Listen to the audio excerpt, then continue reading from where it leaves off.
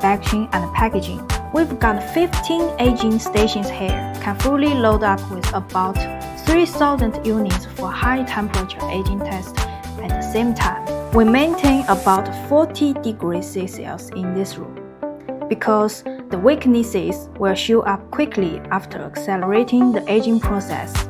Look, this is our intelligent aging test system. Let me show you how it works. This system is very simple.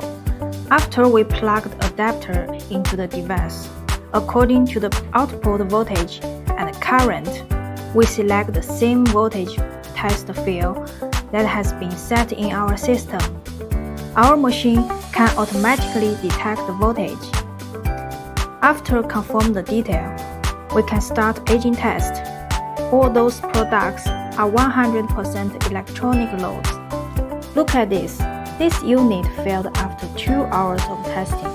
The issue might be a faulty capacitor or an IC.